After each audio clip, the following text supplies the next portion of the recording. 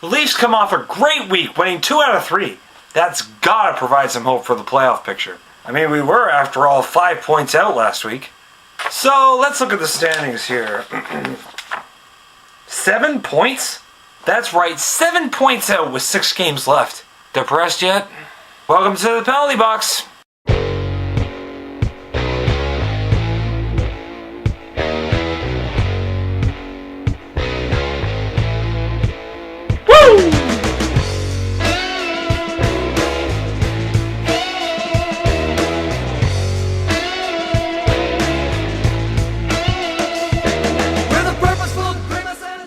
Hey guys, still not completely over this cold, but I'll do my best to get through this. Here we go. Leafs win 3-0 against the Minnesota Wild.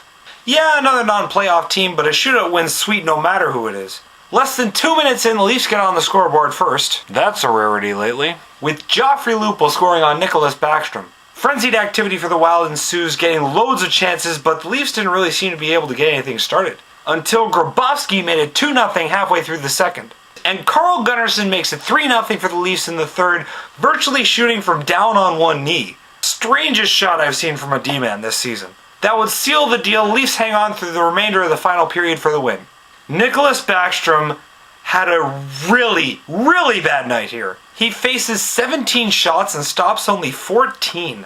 Not only that, the Leafs mustered only 3 shots in the third period, and one of them went in. Were we playing Andrew Raycroft? One thing I noticed here most of all. How many Leafs fans live in Minnesota? Because based on the crowd reaction, I could have sworn it was a Leafs home game.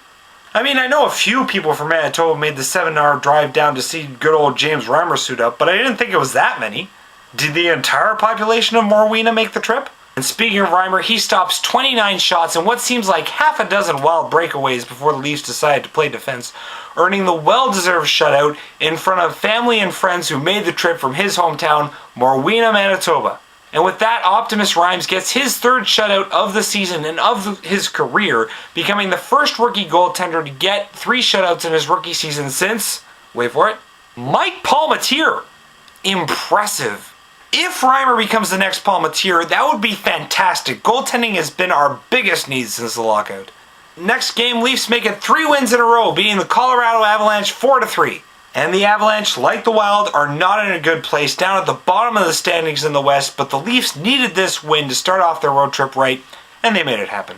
Anyway, on to the action. It would be the Avs who scored first, scoring 6 minutes into the first period. But Komisarek would answer back to spark his team, but not on the scoreboard. Mark Oliver gets caught cutting across center, and Komisarek, with a crushing hit, just lays him out. He was left to crawl to the bench. Komisarek then goes through the obligatory fight, winning that to Jersey and Cameron Gaunce with no problems. The Leafs after that do get going, with Nikolai Kulemin finishing off the rebound off a Mikhail Grabowski shot to make it tie game. And Kulemin would do it again, scoring with 5 seconds left in the period to end the first period with the lead.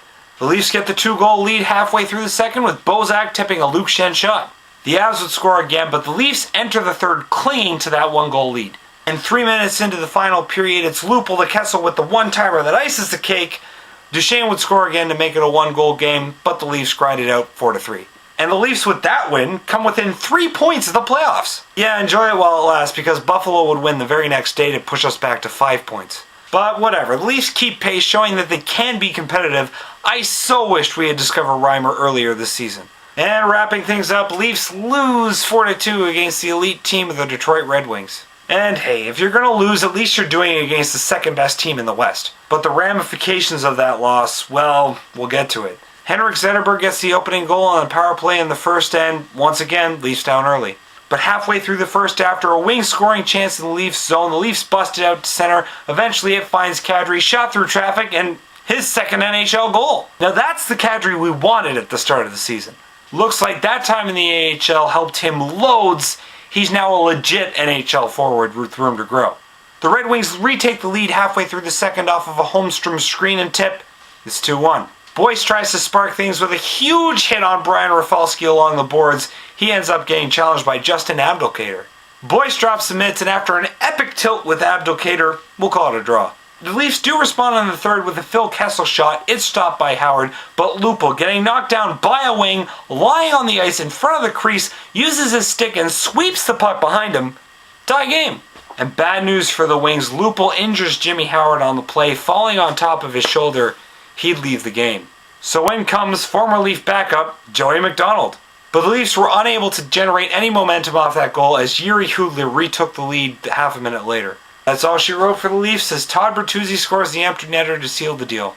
As for the ramifications I was talking about, well, Buffalo won their game on Saturday to gain 2 more points separation on the Leafs. We now sit 7 points out of the playoffs. And do you remember what I said last video? This is the end. Our playoff hopes are over. And unless something changes overnight, we get red hot and certain teams get stone cold, it's not going to change. Yeah, well, that's not happening. Yeah, the Leafs had an amazing week. They won 2 out of 3. But the Sabres won all 3 of their games. And people are going to be calling Tuesday's tilt with the Sabres crucial and playoff deciding, and yeah, it'll probably be a good match. But if you want my opinion, just enjoy the rest of the season. The Leafs are playing entertaining hockey, and it's something to build on for next season. Because 6 games left, 7 points out, and the Sabres playing like they are, that's a pretty lethal combination. Anyway, that's all I got. Thanks for watching, enjoy the games, and I'll see you next week. Go Leafs, go!